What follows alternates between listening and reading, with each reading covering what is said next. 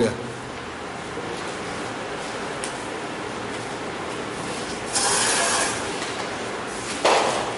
So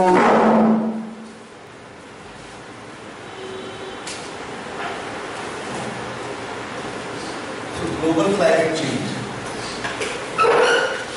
Global climate change. Role of man and response of man. In our syllabus, the topic is global climate change and role of humans in causing this climate change, and response of man, that is what all measures have been taken to control this global warming. Now, this global climate change has been a natural phenomena. See, various evidences have been gathered by the scientists, and these evidences indicate that this global warming has been taking place since the origin of Earth. Basically, various evidences in the form of plants and animal fossils, they indicate that this global warming or global climate change and warming of the climate, cooling of the climate has been a natural phenomena. The evidences of plants and animals provide ample evidences that this global climate change has been taking place even before there was any human contribution to it. So it is a natural process. But right now what is happening, during the last 100 years or so, this rate of global climate change has expedited. The rate of global warming has increased. So apprehensions are being cast that there is some human hand behind it. Although this warming and cooling continues, if you see the Pleistocene period, presently we are living in Holocene period that began 11,000 years ago. 11,000 before this period, it was Pleistocene period. Pleistocene period that existed between 11,000 years ago to 2.5 million years ago. During Pleistocene period there were 4 periods of glaciation and followed by interglacial period. During Pleistocene age there were 4 periods of glaciation: Gunj, Mindel,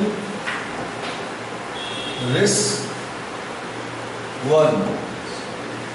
These are the 4 periods of glaciation that took place during Pleistocene period. These are 4 ice ages. These are what? Ice ages, when the temperature of the earth got lowered, and every ice age was followed by interglacial period. After every ice age, basically in ice age temperature of the earth used to lower down, then in the subsequent interglacial period temperature of the earth used to increase. Again during the ice age temperature used to lower down, again during interglacial period temperature used to increase. This continued, and it is said that we are living in this interglacial period. During interglacial period temperature of the planet starts increasing. This has been a natural process, and we have various evidences in the form of fossils of plants and animals which also amply demonstrate that the global climate has been changing. But the pace at which the global climate change is taking place, that is alarming. It is said that since the beginning of industrial era, that is 1770s, till date, the temperature of the world has increased by 0.7 degrees centigrade. Since the beginning of industrial era till date, the global temperature has increased by 0.7 degree centigrade, and it is said that it is basically because of increase in the concentration of greenhouse gases which trap the heat. And it is being said, if the global temperature rises beyond 2 degrees centigrade, beyond 2 degree means the temperature what was before industrial era compared to that temperature that was before industrial era, compared to that, if temperature increase is of 2 degree or more, then the ecological catastrophe and basically the economic setbacks would be enormous. And basically if the temperature rises beyond 2 degrees centigrade, then that would lead to huge ecological disaster and human developmental setbacks. And in fact, if the temperature rises beyond 2 degrees centigrade, this temperature increase will further induce more temperature increase. That we will discuss how. So what they are saying, that this increase that has taken place, that is alarming, and if further temperature increases by 2 degrees centigrade, that would lead to huge catastrophe. Now, before proceeding with the human role, let us see natural factors. What are the natural factors that are responsible for global temperature change? It is said that the global temperature change takes place because of increase and decrease of insolation, incoming solar radiation.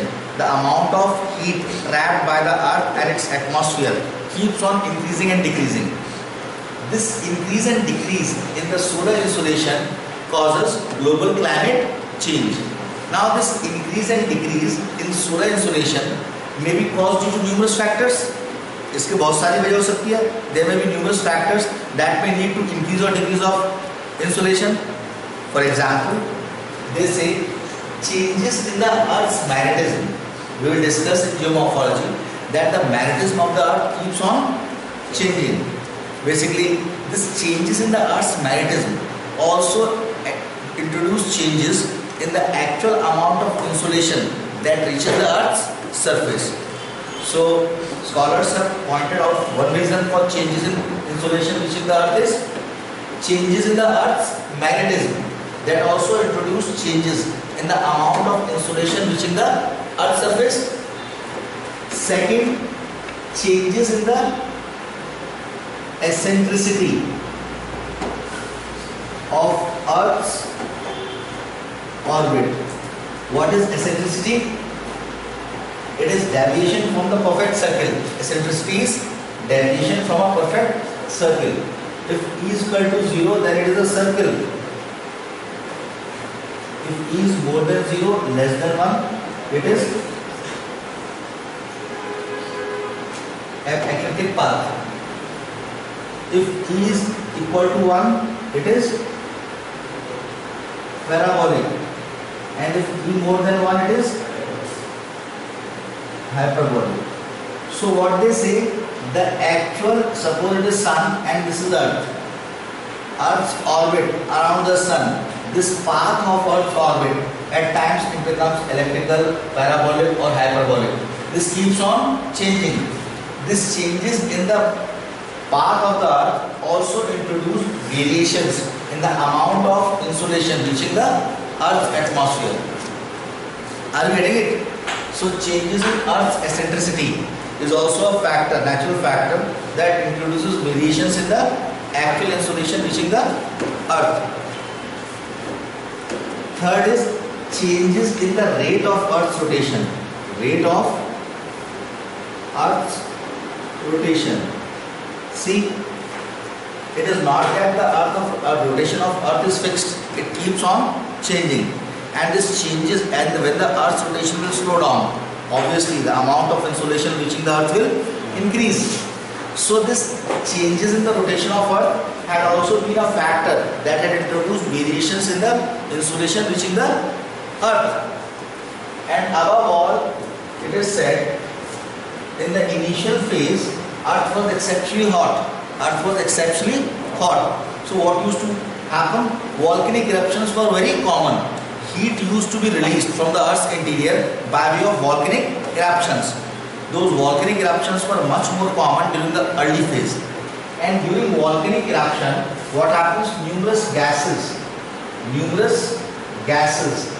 are ejected. Numerous gases are ejected. Number of them are greenhouse gases. So basically, when the volcanic eruption used to take place, these greenhouse gas concentration used to increase. It is said that there was a period known as Permo-Carboniferous period. Permian and Carboniferous period. Have I discussed all the periods with you?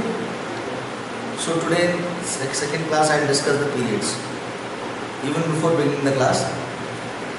So basically, these greenhouse gases used to be ejected. during Permian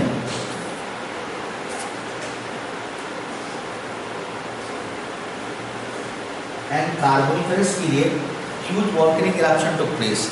During this time, the greenery was immense. Basically, vegetation life came into existence in Cambrian period, that is 600 million years ago. And by the time of Carboniferous period, life was in abundance. Basically, by this time, the carbon formation, coal formation had taken place, so it is known as Carboniferous. During this period, huge volcanic eruptions took place. As a result of volcanic eruption, when volcanic eruptions takes place, basically dust is also emitted. Dust is also emitted. That is pyroclastic material, hard solid fragments, molten magma and dust. This dust covered the entire atmosphere. As a result, solar rays could not reach the surface. As a result, temperature of the earth lowered down and Permo-Carboniferous glaciation took place. But ultimately these dust particles also settled down. But the gases that were released, that remain in atmosphere, as a result of increased greenhouse gases because of volcanic eruption, they started trapping insolation. Are you getting this? Initially, during volcanic eruption, gases and dust both were erupted. Dust particles covered the atmosphere, solar rays could not reach the surface, temperature mellowed down and ice age took place. That is glaciation. But finally the dust settled down, but the greenhouse gases that were emitted, they stayed in the atmosphere. Now they started absorbing solar insolation. As a result, the global temperature started increasing and gradually the ice age came to an end and the temperatures witnessed increase. But at that time the process of natural sequestration was very fast. That is, abundance of greenery. Vegetations act as natural sinks for carbon dioxide. So gradually this surplus greenhouse gases, carbon dioxide, was absorbed by the vegetation and ultimately again the temperature settled down to its normal level. So at that time those emissions from the volcanic eruptions could be managed. Why? Because of natural vegetation that was immense. So these have been the factors, these have been some of the factors responsible for natural climate change. Clear? Now,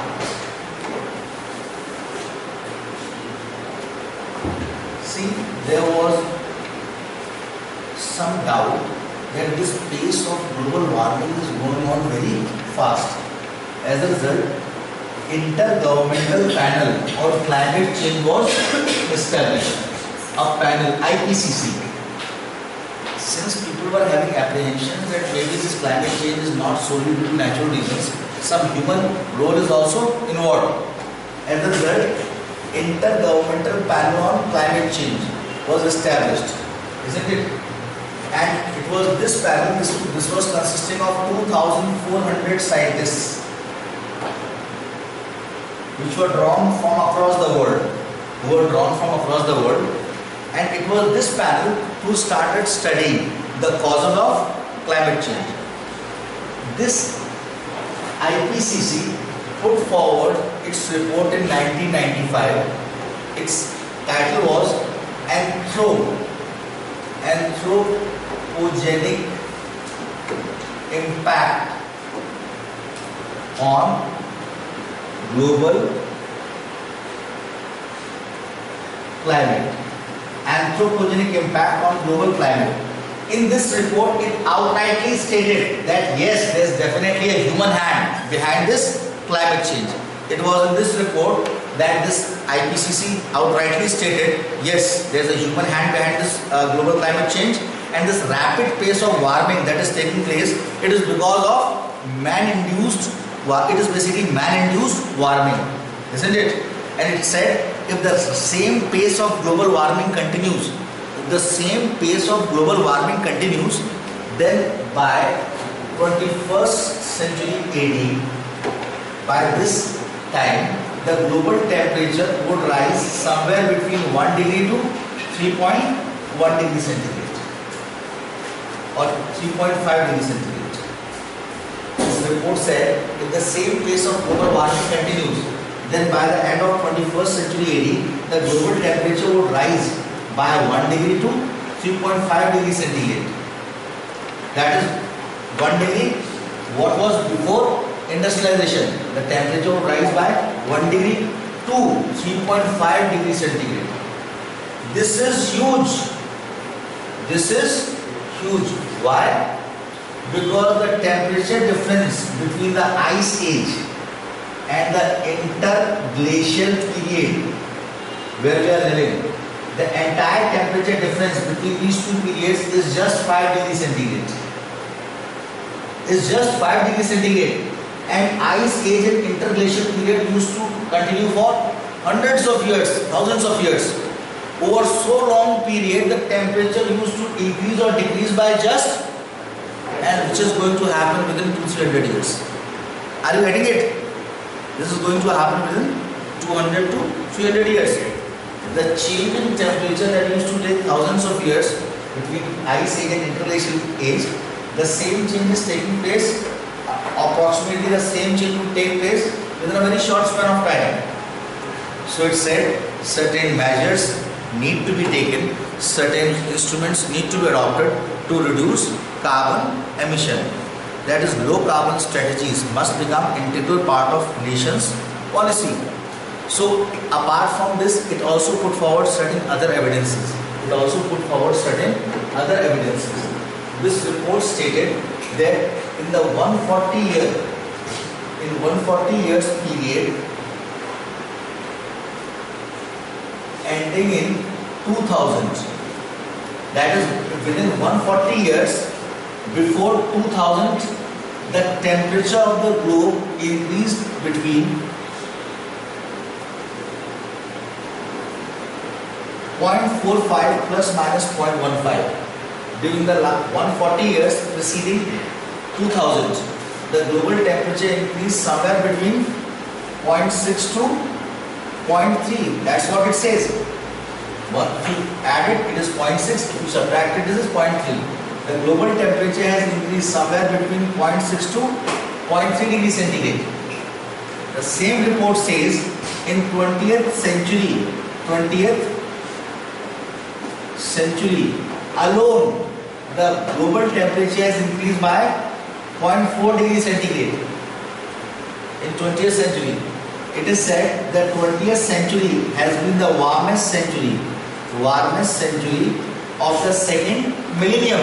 That is, during the last 1000 years, the 20th century has been the warmest. And within 20th century, the report stated the years 1910 to 1945. The period of First World War and Second World War, and the second phase of 1976 to 2000. These were the years of 20th century which registered maximum warming.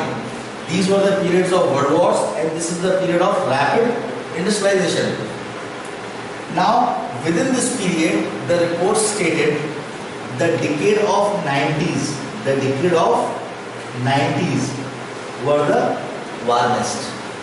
Within this entire period, the decade of 90s were warmest, and within this decade, the year 1998 was warmest year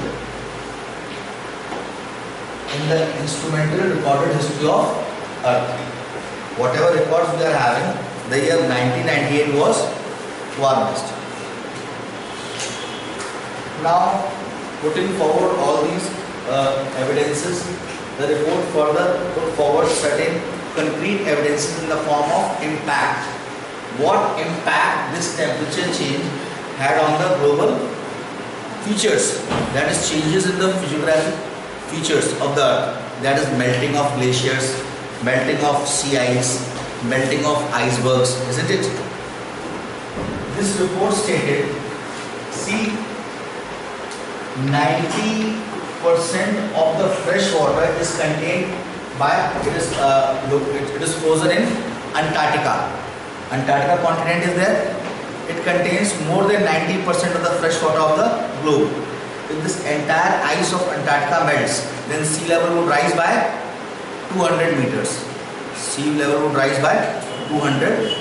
Average thickness of ice over Antarctica is 2.5 kilometer.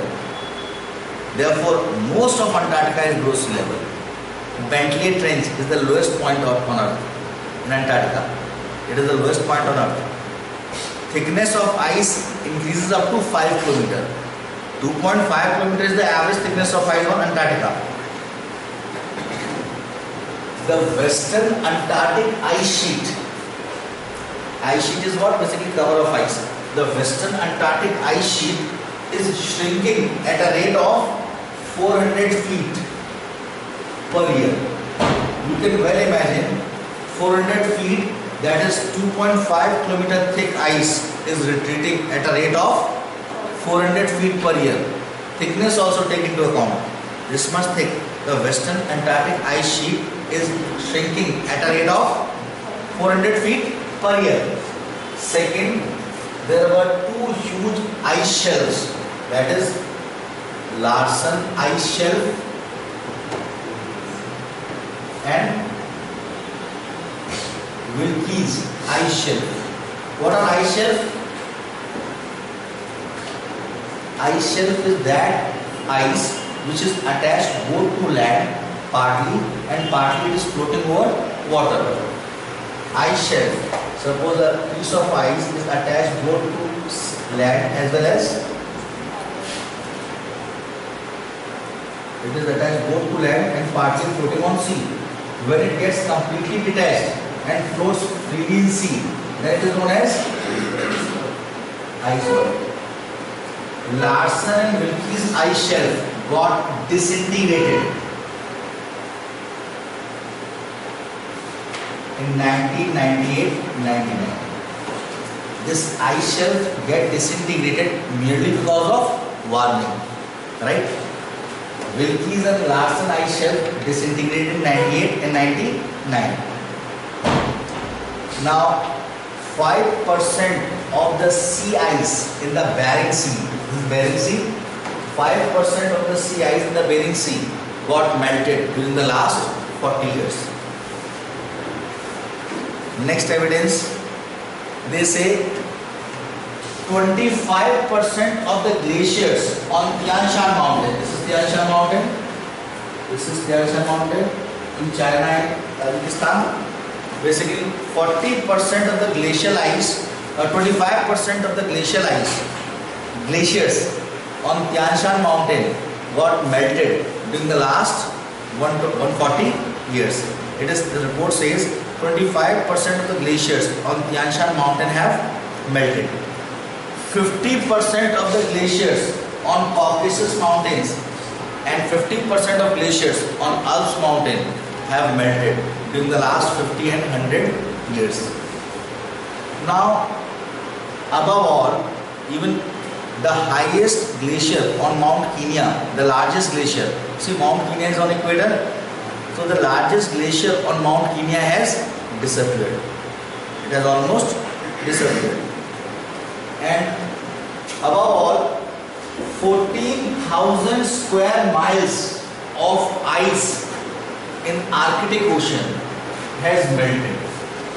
14,000 square miles of ice in Arctic Ocean has melted since 1978.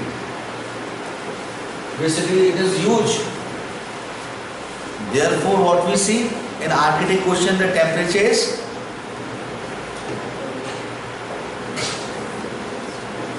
yes, Anish?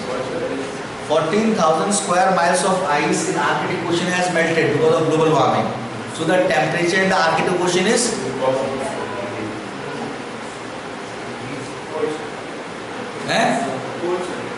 decreasing.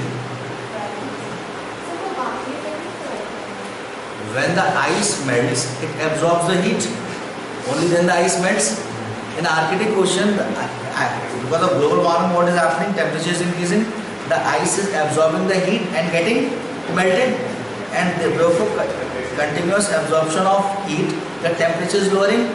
The rate of lowering of temperature in Arctic Ocean is used as a gauge to measure global warming. Because this global warming is taking place, so ice is melting, and melting of ice is absorbing the heat. So temperature of Arctic Ocean is decreasing, and that is being used as a gauge to measure global warming. So these evidences have been put forward by these scholars. Now, what are the reasons behind the global climate change? What are the causes? It is said the basic reason for global warming is greenhouse gases. Basically, there are certain gases in the atmosphere which can absorb heat directly from the sun as well as from the earth. So these gases are known as greenhouse gases. But this natural greenhouse gas effect is not responsible for global warming.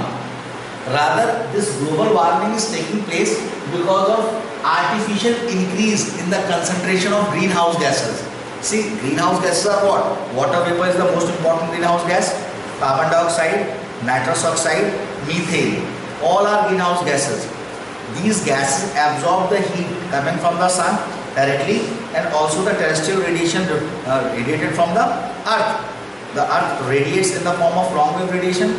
Both these radiations are absorbed by the greenhouse gases. Now, what is happening because of numerous human activities like burning of fossil fuels, the concentration of these greenhouse gases is increasing. So their potential to trap the heat is getting increased. And it is because of increase in the concentration of greenhouse gases that basically global warming is taking place. Now, what are the reasons, what are the factors that are responsible for this increase in greenhouse gases? What factors are responsible for the increase in the concentration of greenhouse gases? They say mostly it can be said burning of fossil fuels. Developed countries burn more of liquid fossil fuels and developing countries more of solid fossil fuels. Solid fossil fuels like coal, liquid fossil fuels like petroleum. It is used in transportation, power generation and various industries. As a result, the greenhouse gases are being released and this increase in concentration of greenhouse gases leading to global warming.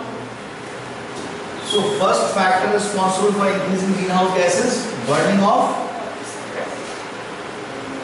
fossil fuels. Second, in this phase, basically during the last 25 to 30 years or 40 years or 50 years, the pace of urbanization has taken up. Urbanization requires what basic ingredient? The basic ingredient required for urbanization is cement. 1 ton of manufacture of cement releases half ton of carbon dioxide. If you manufacture 1 ton of cement, that will release half ton of carbon dioxide. And the pace at which the global urbanization is taking place, the manufacture of cement is huge, and this has led to release of huge amount of greenhouse gases.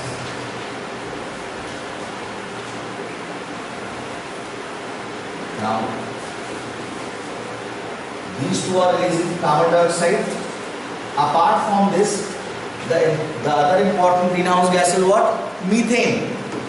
Methane is also an important greenhouse gas.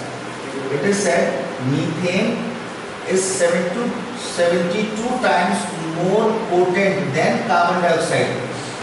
That is, one molecule of methane has potential equal to 72 molecules of carbon dioxide entrapping the heat. Now what happens?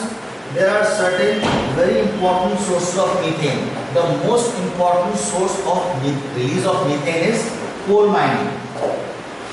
During coal mining, huge amount of methane is getting released into the atmosphere. After coal mining, the next important source of methane is gas, natural gas production during the extraction of natural gas.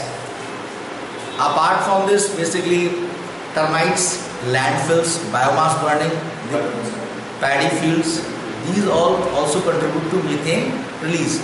है ना, termites होते हैं जिसे landfills कूड़ा पड़ता है, and basically burning of biomass, isn't it? Termites, landfills, burning of biomass, all they contribute to paddy fields. Basically, certain animals basically also release basically greenhouse gases like methane. Methane, the major source, most important source is coal mining. Second most important source is natural gas production. Apart from these two, paddy fields, biomass burning, termites, landfills, they also release methane. Apart from methane, the other important greenhouse gas is nitrous oxide. Nitrous oxide.